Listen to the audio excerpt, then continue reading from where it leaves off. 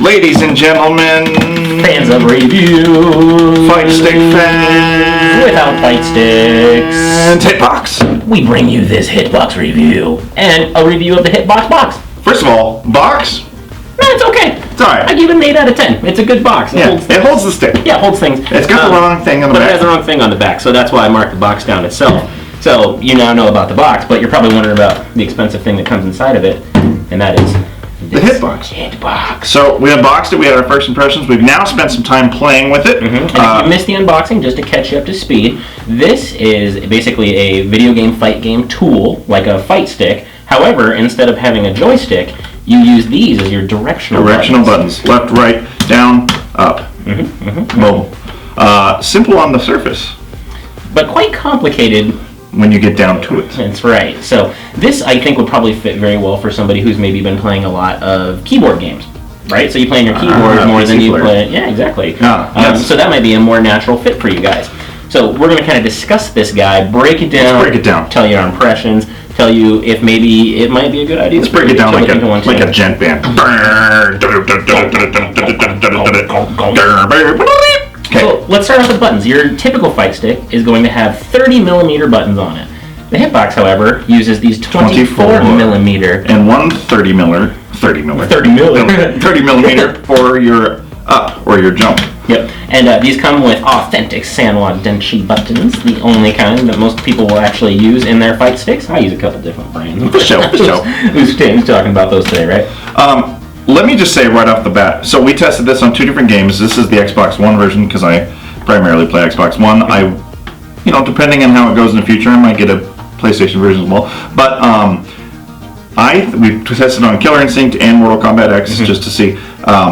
To me, I felt the buttons were mega sensitive. Like you could just barely touch it and it would do the input, which I like. Which is actually a good sign that it's got a good PCB inside of it. But on top of that, it's also going to just be indicative that you're using Sanwas. Sanwas tend to be a very sensitive button. It's true. That you can kind of graze over sometimes and it'll still go off. That's exactly what I mean. On my TE2, I just put new buttons in. They're not Sanwas. I know. And I don't get that. It works, but it's not. I'm like, we'll call it an active press. Yes, exactly. A very active press. Yeah. Yes. So I like that. That's a functionality. Now, let's talk about the elephant in the room. How is the learning curve? I think that's going to come down to what your past experience is. Okay, so I'm a fight stick player for fighting games. For most games, with the exception of NRS games, I use just a pad. So this, I had to do a lot of thinking in my early matches. There was times where very simple things I would do, I was like, there we go. Yep. Which is pretty much dead in a fighting game if you have to think that long. Yep. But we started to adapt over a period of time. It was very thought-inducing, and I had to really concentrate. And then we started having conversations while we were playing. And then it was starting to feel a little more natural. I started to get the hang of it. Yeah, after a while, the muscle memory started to kick in very quickly, and then we were just playing as if you were playing. But then once you realize you're playing on the Hitbox, you immediately jump back into oh wait, what? It's almost like that. It's like you have to think about it all over again. And they're oh, don't think, just do. That being said, we had somebody with us who is not a fight stick player, who just plays some fighting games. They sat down, started playing on it, and it seemed like it took them 2 or 3 matches to just go. So, and that's an interesting thing. So, my nephews were here, and they were playing, and they're younger, and they didn't grow up in arcades. They had never played on a fight stick before, so they picked it up not having a previous experience, and it was a very different thing from when we picked it up and played it, because he just picked it up and they started whooping our asses, and it was like, oh, it's just a new controller. Yeah, works great. So, and I was like, oh, that's interesting, because it's more of, I think for me, it's more of I have to not think about what I used to do and kind of unlearn what I was doing previously. You must unlearn what you have done. Yeah, totally. And learn something new. However, if you're fresh to this, you can just pick this up and go. You really can. And that might be the person that this speaks to most. True. It also speaks to me because, it's very hairy right now. Yeah, well, that's probably a beard. Yeah. Truth be told. Maybe. Pubes. Beard from down south. I spent quite a bit of time after everyone left and this morning just really digging into it. And so for back, forward, or charge characters, it plays almost like complete butter. Like you could just...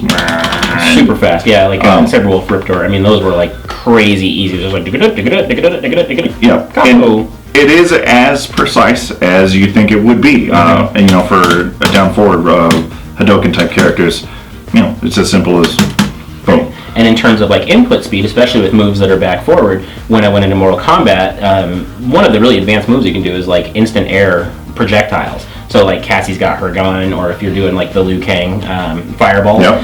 And I find those really difficult to do on pad. I don't know why. I'm not, neither one of those characters are my character, but they still take quite a bit of work for me to do.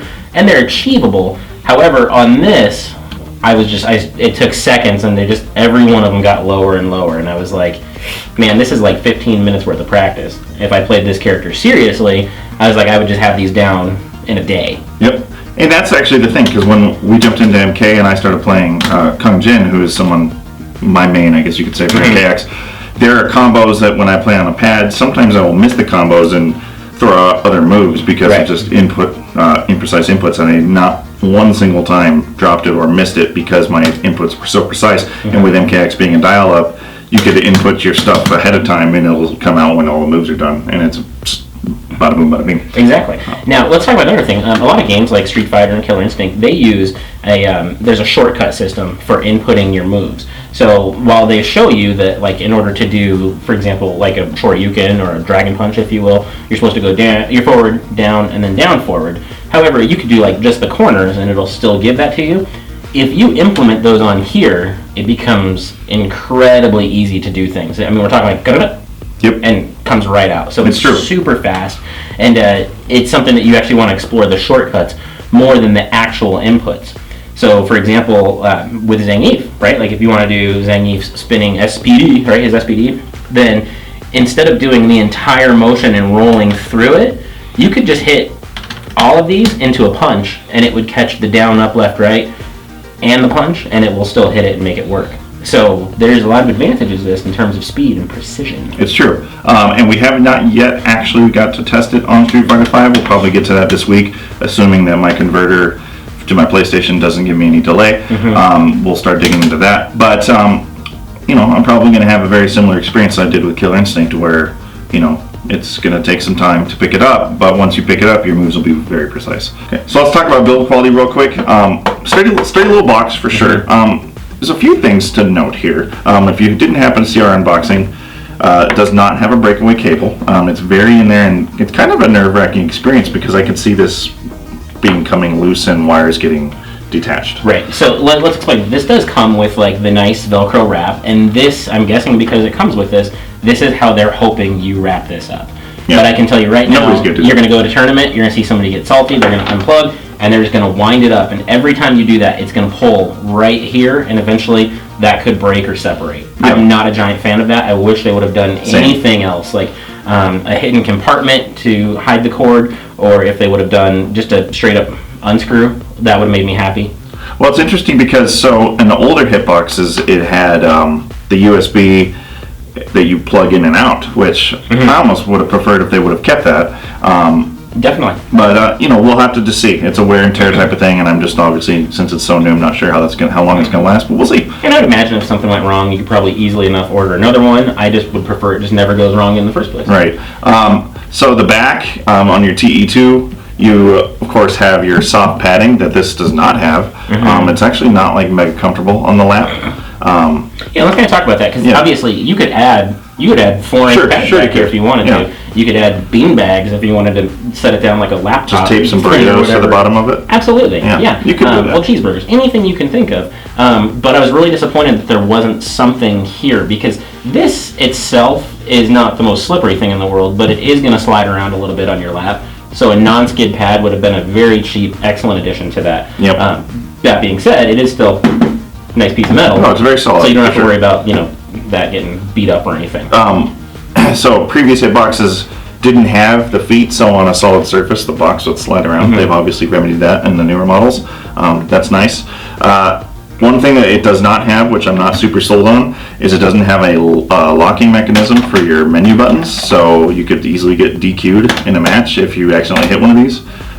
That's kind of a bummer. Right, and people talk about it all the time. They're like, well, how am I going to be playing in a match? And I'm just like, derp, how would I do that? Well, if you're on your lap and it accidentally hits. This thing slides, right? Because it doesn't have that.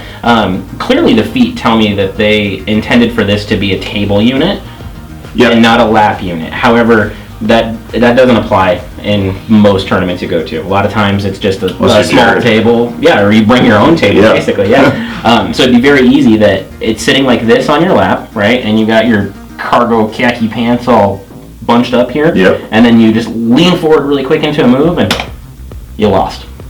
So and you forfeit that round. I wish that was there. Obviously, that's something. If you play that, be cautious. Be mega cautious. Yeah, don't lose a round to that. That was. It's actually super nerve-wracking because that's a big thing, especially like at Evo. I don't think that the pause DQ was a thing in the pools, but when you got out of pools, it was very much. They even told you, if you pause, if you hit a menu, you forfeit the round. I would almost guarantee every tournament is like, boop, exactly. Over. Sorry, dude. So be wary of that. $199 price tag. Is it worth that? Do you think?